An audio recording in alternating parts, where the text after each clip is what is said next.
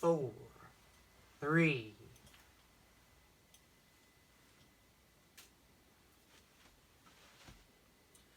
Alright, what's up my guys? This is your boy Brad back again with another bike check down here in the RPO BMX Lab in Bethlehem, Pennsylvania. And today I'm coming to you with another rebuild. I had this one built, I want to say last year, maybe a little before that.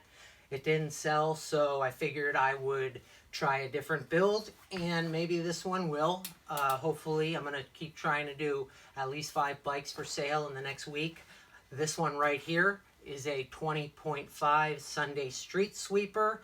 It does come as a complete bike, but this was bought as the aftermarket frame. The complete bike only comes in 20.75, and it does have good parts on it. And if you're saying to yourself, why would I buy the RPO bike over the one that's online? I believe the one online is at the cheapest. That's Stacked BMX for $759, right around there. And with the 10% discount and the shipping cost, basically you're going to end up paying $760 for the frame. And I'm going to tell you some of the things it does have, some of the things it doesn't have that you probably are going to end up having to replace anyway that this bike does have. So let's get right into it. We're going to start out here with the bar ends, which are the Odyssey par ends. These bar ends just seem to last forever. They're a lot of people's favorites. The grips here are the S&M Whammo grips by Craig Passero. He rides for both S&M and Primo. The bars are the Odyssey Aaron Ross Boss V2 bars. These are 9.25 rise and a 30-inch width uncut here. These are awesome bars. They have some weight to them, but I don't know anyone's ever broken a pair of these things. Okay, onto the trigger here. This is a Odyssey trigger that has been powder coated white, along with, moving down to one of my favorite parts on the bike, this is the original Tom Dugan front load stem in 45 millimeter reach, which is pretty street for a Tom Dugan stem. But at the time, I guess a shorter reach, I don't know, it was ahead of its time, and it's pretty much a really nice street stem, especially if you're looking for something very responsive. So that is the Tom Dugan front load. I never knew it existed, but it does. It has the recessed cap, and it looks super clean, and that is how I finally decided on the white pedals, and with the help of some other opinions. Okay, onwards and downwards, we have, this is just the basic Sunday headset, and it has a nice polished spacer here, which looks pretty cool. We have the Grim Reaper on the front, as you can see, which is probably one of the coolest head tube decals that there is. It's not really a decal, I'm sorry. It's kind of like a, you guys know what it is, a badge of some sort. Okay, then we have here a pair of the Rant Lit AF forks in 25 millimeter offset. These are also an aftermarket fork, and they're a good price. They come in at a very good price for an aftermarket fork, and Rant, again, is part of the umbrella of Shadow Conspiracy and Sub Rosa. Then, for the tires, how could I not? A friend of mine, Ty, shout out Ty, hooked it up with some purple tires, which pretty much inspired the whole build. I was going to go purple rims also, but I'm saving that for another one. So these are the Purple Merit Brian Foster FT1 tires. They are 20 by 2.35 inch wide, which is like my favorite width of a tire, especially if I want to say if you're grinding, or if you're not doing as many tech tricks where you need a fatter, stickier tire. These are great. You can run them on dirt, you can run them on street, and they look cool too. So, all right, shout out to the Brian Foster FT1s. They're still around, and they're Dan Kruk's choice of tire of choice at the moment, as he is sponsored by Merit now and We the People. So if Dan Kruk is riding them, then you know it's good. Okay. Then we have the front wheel. The front wheel is a simple aftermarket wheel by Mission. It's called the Honor wheel, and it has a polished hub to it called the Bond hub, which matches my rear wheel, which is pretty much the main reason for this. I think it comes in right at about $100 for a front wheel, so it's pretty good. Double-walled rim. It has a nice, bit of wideness to it, and the polished hub really looks cool. And moving to the back wheel, while we're on wheels, I have an Odyssey V4 Hazard cassette hub here that I had refurbished, threw some new bearings in there, and polished it up. It sounds great. It was originally black. It is a 9-tooth. All my wheels sound good. And I had it laced, and actually I laced this one. I laced it to this Demolition Zero rim, which you can tell it's a Zero because it's welded. If anyone knows otherwise, please let me know, but it doesn't say Zero on it, but I was looking through all their rims, and the welded one was their Zero rim. So we have, sorry, I kind of am jumping around a bit on you, but with the brakes, the cable is, I don't even know if the cable's labeled or not, but brake cables really, you can just kind of tell by the way the inner wires, if you slide them in the brake cable and they're not sliding very well, you may want to get a new brake cable. Usually when you get them, they should have a real nice smooth feeling to them when you're sliding the wire in and out. Very similar to the smoothness of a brand new bearing. It doesn't spin freely, but it spins very smoothly, and you can tell the bearings are all in there very tightly. So that's what you want to look for when checking a brake cable, if you can still use it or not. The cable hanger I have attached to it is an Eclat cable hanger. This cable hanger, I'm not going to recommend it. I'm really not going to recommend any cable hangers that have the wires connected to the hanger. I prefer the one-piece wire that loops through, because what happens here is if this wire gets bent, or I'll flip the bike at this, well, not yet, one of these sides gets bent, it's going to affect the pull of the brakes. And here I just have a basic set of Eastern throttle brakes with a nice cool stop brake pad, and a lot of people that ride brakes will tell you it's not the brake set, it's how you set the brakes up. And I believe that to be true. I'm still working on that. I'm not great at it. And right when I think I got it, I take it to my guy that's like my, kind of like a mentor type of thing. And he just kind of shows me where I need to adjust and how I need to adjust it. So that's cool. And same thing in the back with the tires. We'll move on to the drivetrain. These cranks are they're the Kink Ridge cranks in 170 millimeter. I had them powder coated black, and kind of they are pre-owned, but they were in pretty good shape. Usually I don't do my builds with cinch cranks, but I wanted to do a build with cinch cranks so I could keep this bike at a price that someone can afford, and they know they're still getting something quality out of it.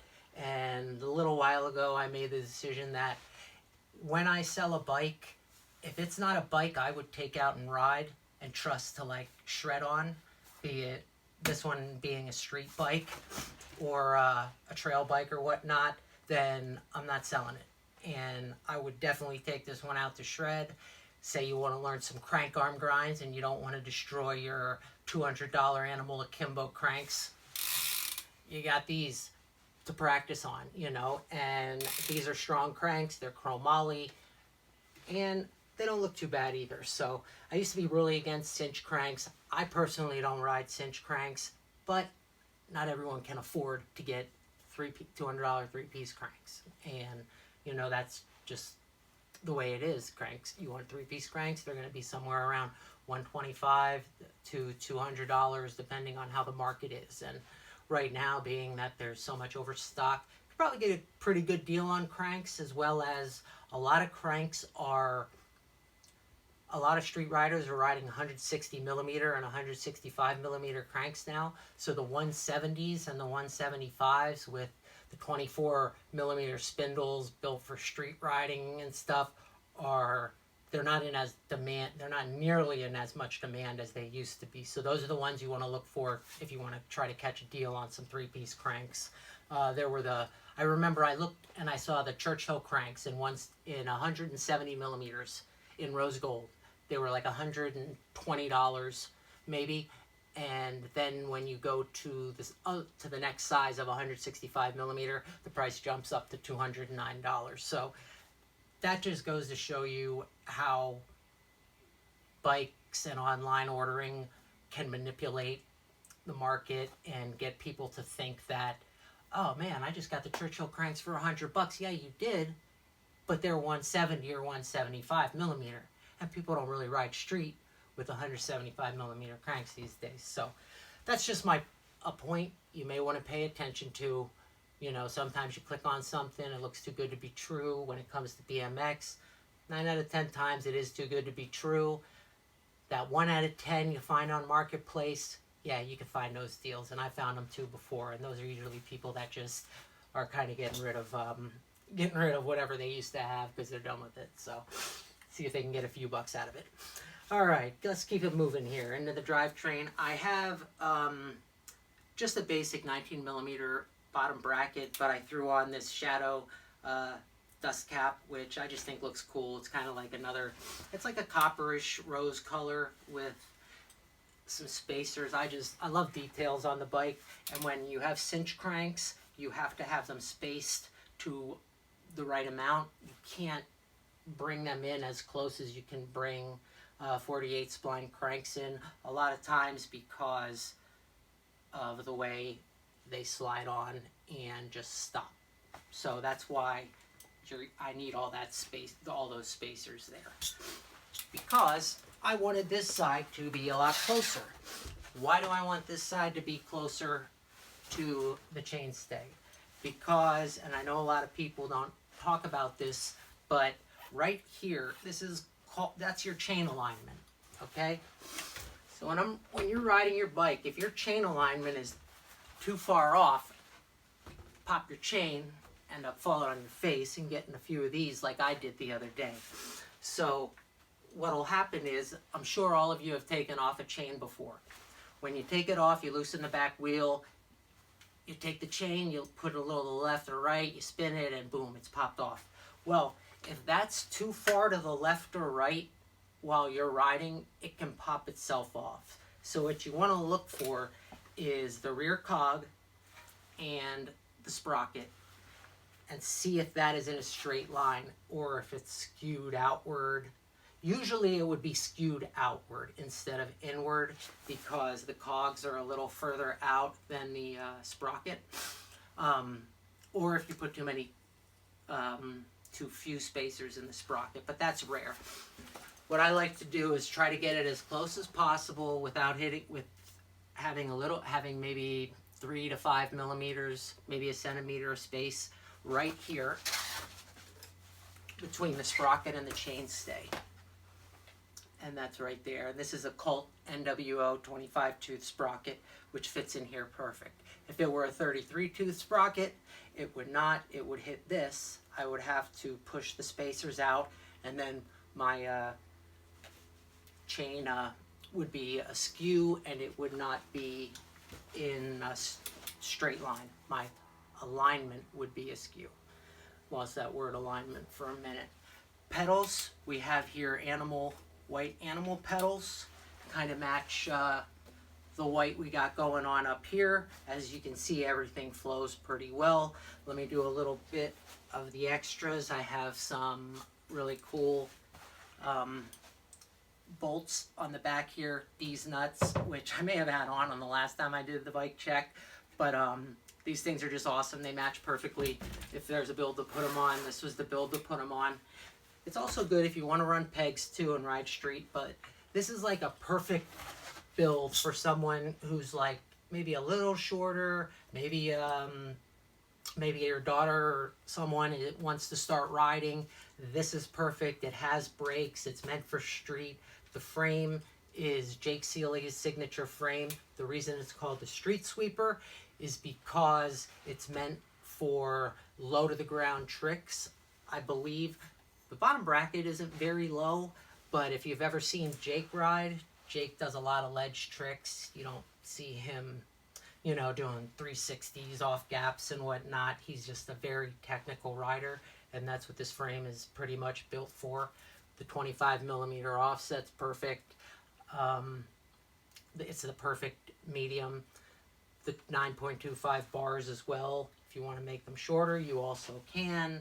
And the 45mm offset, the 45mm reach head stem, also very responsive. And right now, everyone's riding front load stem, so, you know, gonna fit in. I also have the Animal seat post, which they weren't available forever. And I just found the Jake Seeley seat online. Give him a shout out when I get a chance. Yeah, I got lucky getting that. And also, if you do get this bike, which I am now selling for $750, I will ship it anywhere in the USA. And right now, shipping kind of sucks, but I'm guessing it's going to be around between $80 and $100 to shipper. You get this seat with it too. This is a seat that Sunday has. It's pivotal. They don't make it anymore. It's kind of like has the geometry shapes. So those both, well, you can choose which seat you would like to go with it. And if there's any other subtle changes you'd like to make, I'm happy to make them. One of the other cool, we have some cinema valve caps here.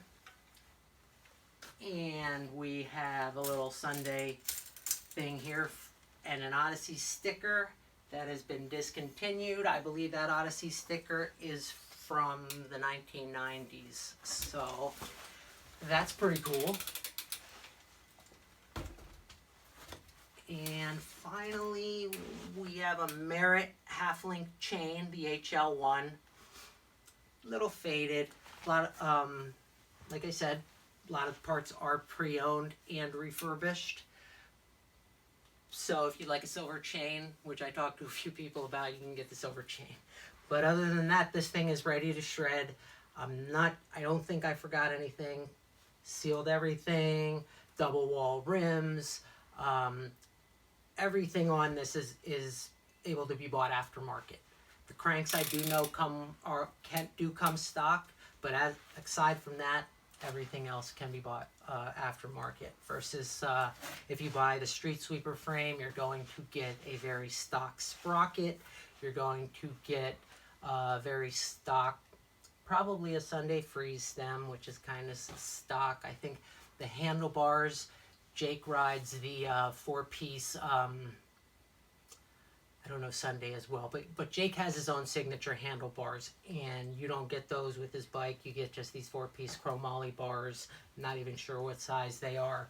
The seat, don't know if the seat comes with it, and the tires definitely don't. I think they're like, they might be the Street Sweeper ones, which were some of the worst street tires I've ever rode. The rear hub, you're not going to get anything near demolition rim with sealed Odyssey Hazard light cassette. That sounds like this. So I'm going to cut this one short. Oh, shout out to my ECV sticker too there. And East Coast Restruction. Hope you guys enjoyed this one. I'm going to try to get you guys another one soon. And yes, these are for sale. And each of the bikes that I will be putting up will be. And prices are always negotiable, you know what I mean? If you want to adjust something or change it. And that's about it for now. So I hope you guys like this one. This is my Sunday Street Sweeper build, 20.5. I'm 5'8". I can ride the thing, and I think my girlfriend's like 5'1", 2. She rides it too. So good for all sizes. All right, that's it. I got nothing further to say to you. Except this part.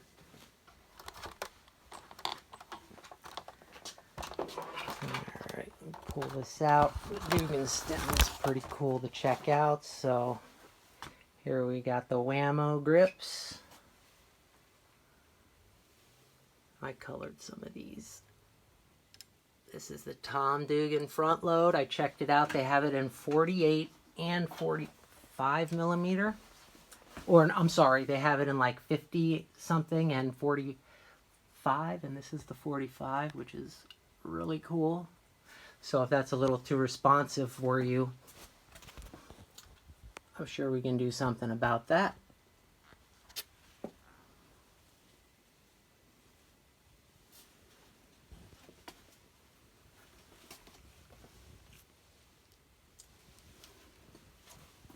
Pivotal seat. There's your Odyssey hub.